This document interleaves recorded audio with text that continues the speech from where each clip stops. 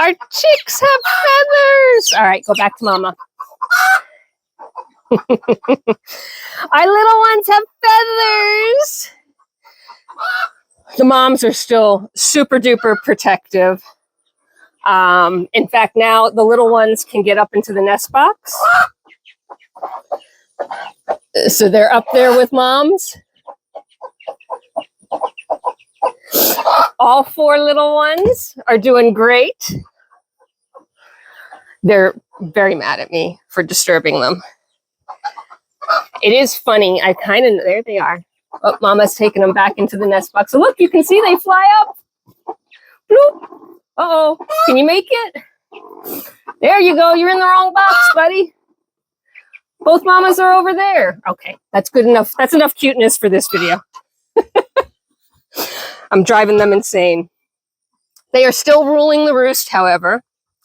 I've noticed that they have gone ahead and corralled, and you can see this roof is totally caved in. This is no longer a shelter. This is more protective space. One day we'll get around to fixing it. It's just not top priority because we don't need it. At one point in our journey, we had more birds than could fit comfortably. What was that? Do I hear another chick in here? I swear I saw a chick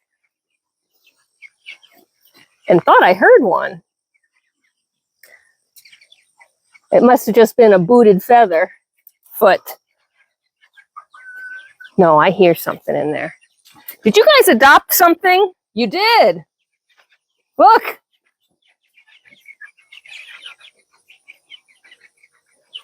One of these things is not like the other.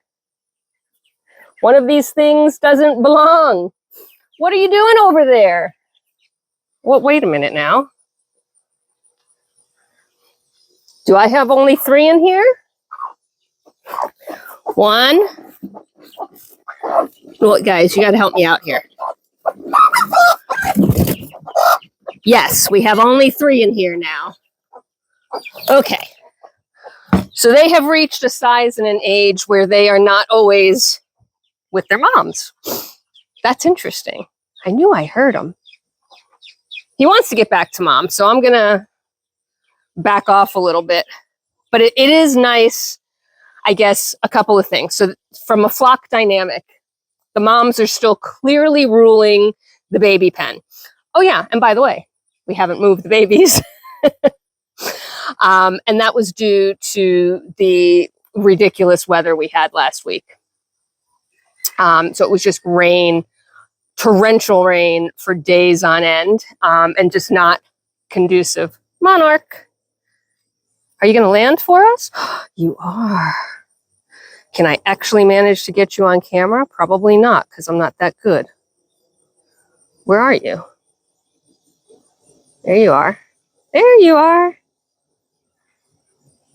Sorry about being through the fence, but ta-da!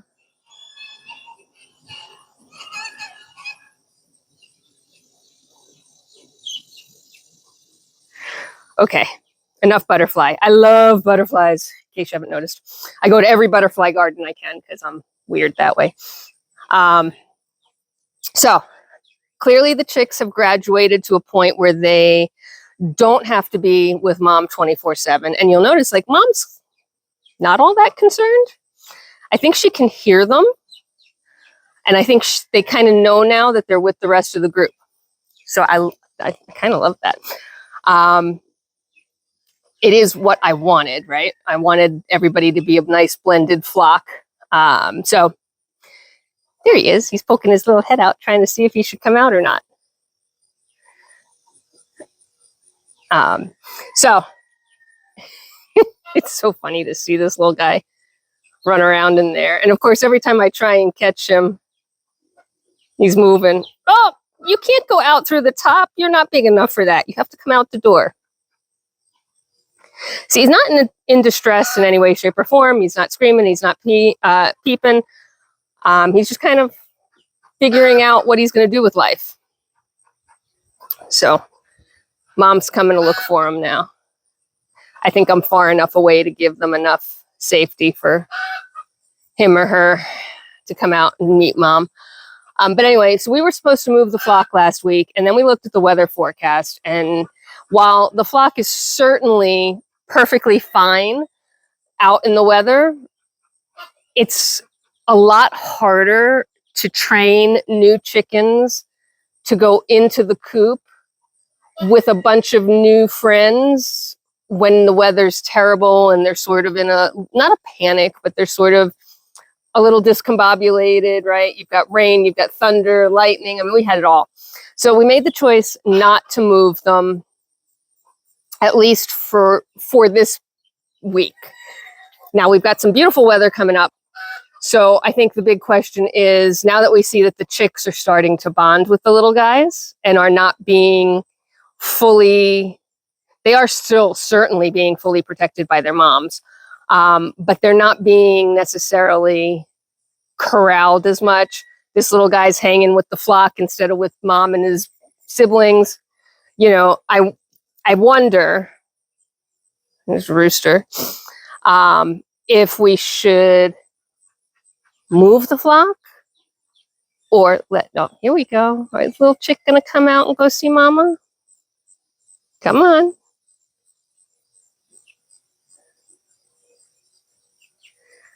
Oh, no, changed her mind. All right, so we have a head count. We still have 4 chicks. At the beginning of the video, you saw the chicks are starting to get feathers, which my opinion is slower than when my incubated chicks and, you know, the ones that I brood myself grow. By this point, typically my brooded chicks would have tons of feathers, right? Their wings would be fully in. Oh, there we go, popped out. And now we've got a cat stalking, but the cat is not interested in the chicks. The chick doesn't know that. See, the cat has no interest. It's just a pass by. Cat's on the move to something else. Do that. Cat's up in the tree now. It's probably going to be a weird cut there. I did not edit the video other than the fact that I accidentally hit the selfie button, and nobody needs to see that. So there may be a 1 second break where I had to flip the camera again because nobody needs to see that. All right. So chicks are doing great.